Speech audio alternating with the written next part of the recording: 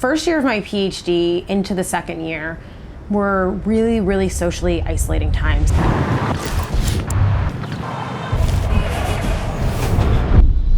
I don't think I had ever in my entire life till I got to that point truly felt so socially isolated and so alone. And I remember I finally at one point broke down in tears to my now husband about it because I just didn't know what to do.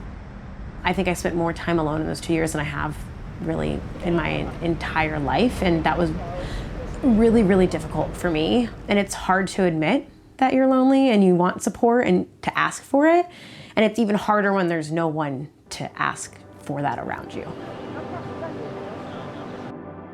Entrepreneurship is hard and it can be a really isolating place. I think all of our best ideas don't bloom right away. You have to kind of keep tending to them and improving it, and eventually it shines through, right? But the sooner that you can surround yourself with people who are going through the same thing or have gone through the same thing, whether that's mentors, friends, coaches, peer support, the sooner you will realize, hey, I'm not the only one who's ever tried to do this, or other people will only ever make you better if you find the right people. Loneliness, it's always going to be there if you don't do something about it. If you don't turn to people and give them an opportunity to help you, to share what you're going through. People aren't going to know. You can't expect people to be psychic and just figure out on their own that, hey, you're having a hard time running a business. When that also more people will relate to your issues than you think. Good, how are you? Good, all right. Let's get you going.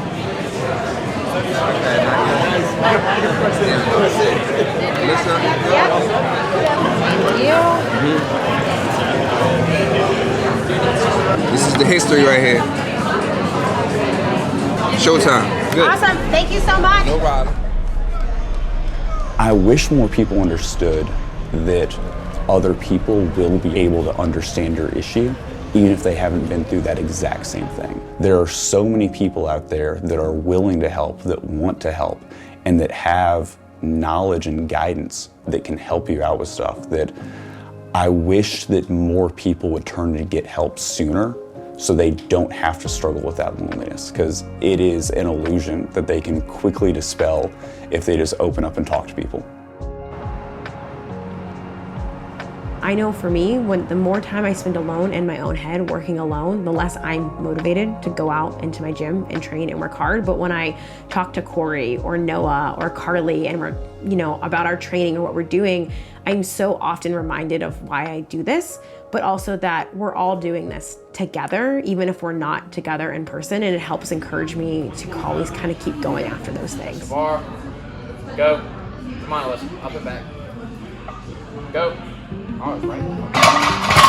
Corbin was a really unique place for me to join because it was just a bunch of these big, goofy, fit bros that seem so scary and so intimidating, but they're wicked smart and so kind. And what surprised me the most was how much I was willing to say, I need help, I'm struggling, I'm not in a good place.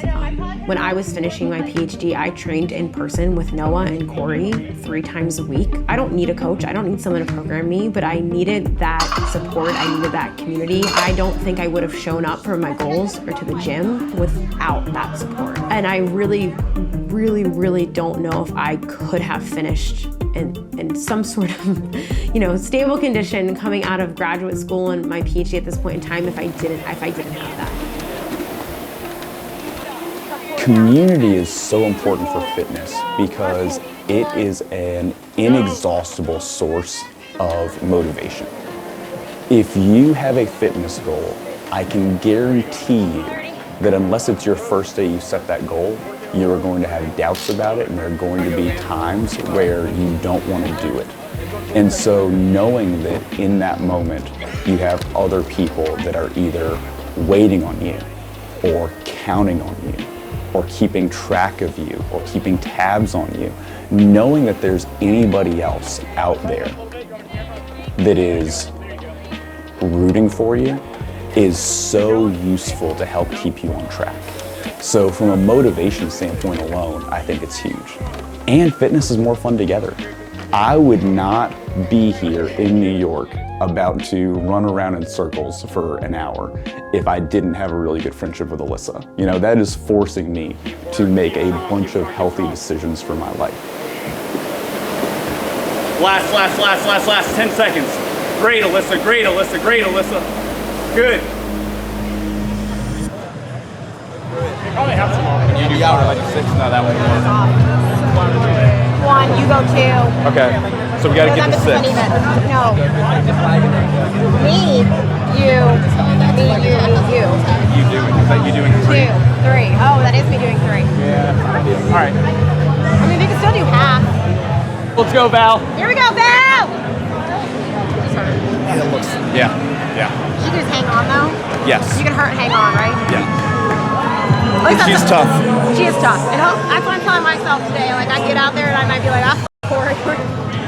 If it happens, it happens. I guess I can.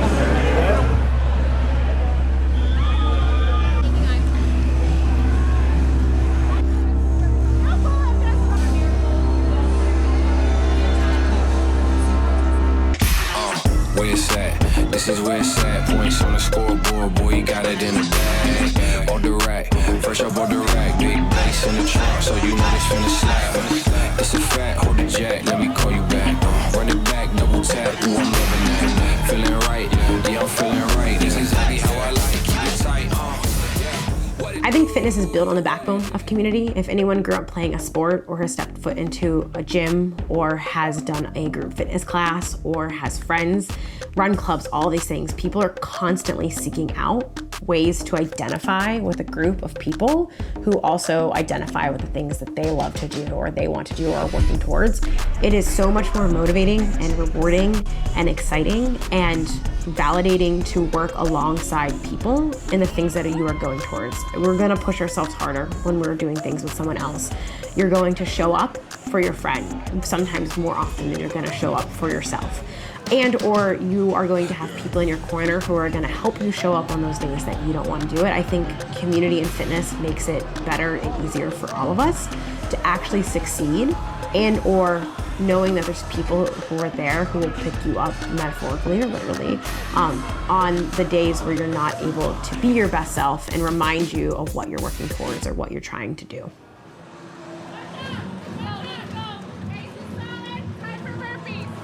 Really important way that having a sense of community helps you become a better coach is you have to pour into people. You have to be there. You have to be your best self. And so having other people that you can turn to, whether it is support or to vent or just knowing that you're not alone doing this, helps you arrive better so you can pour into people. You know, if you are hating your job, it is really hard to then turn around and help people in a real way because people can sense that you aren't feeling it. So just knowing that you have other people to count on, other people to rely on, other people that are there to help you, helps you show up in a better way every day.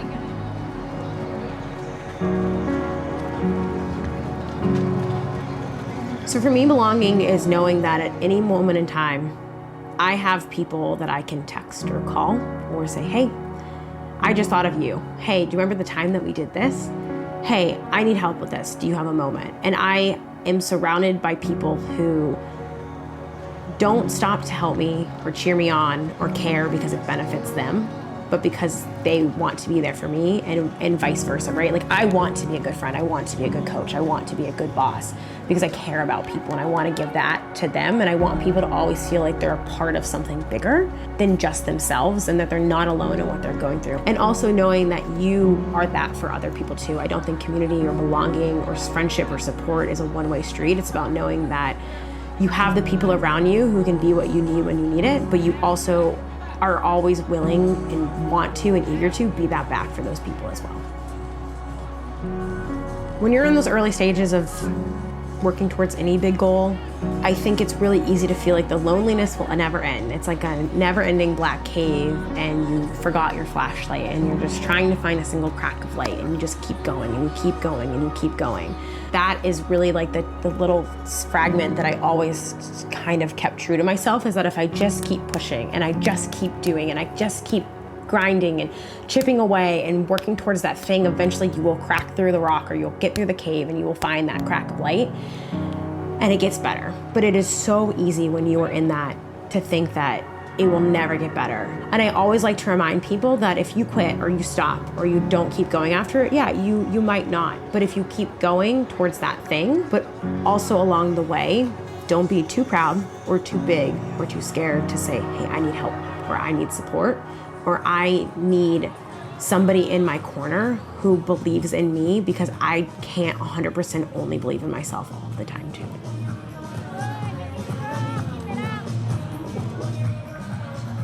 There are so many supportive people.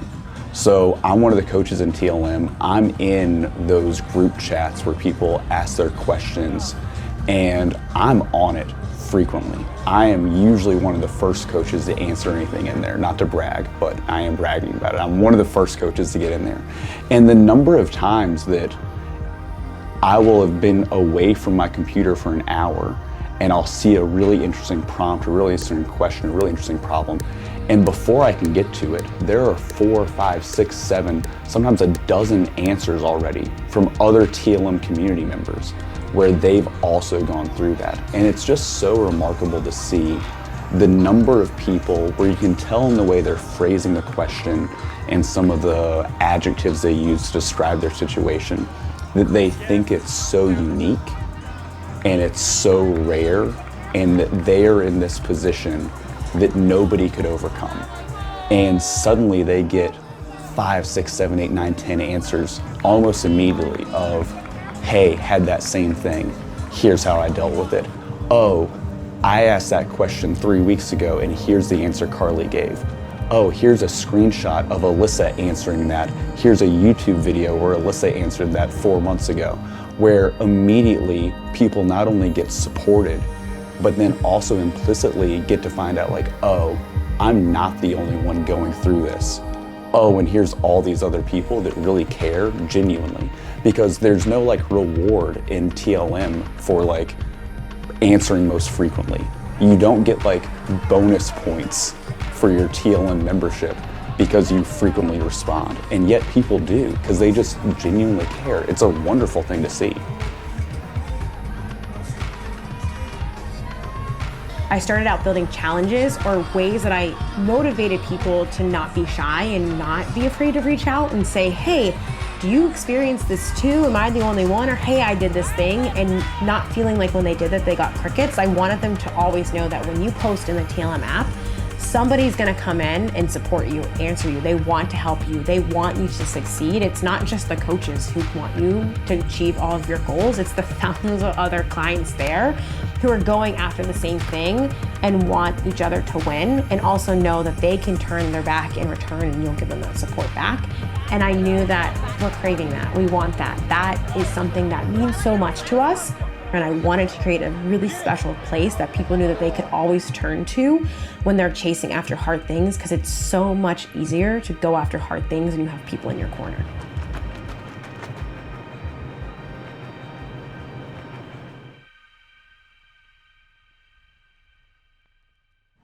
This video and all of our Hyrox content has been sponsored by no other than No Bull. No Bull is no bullshit, and you guys know that that is what I stand for here at the Lyss Method and Doc Lyss Fitness.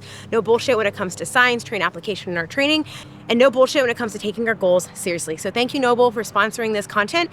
And you will find links to all my favorite No Bull gear, from shoes, bags, and the clothes that I wore to race, linked below in this video. Otherwise, thank you guys for tuning in, and thank you, No Bull, again.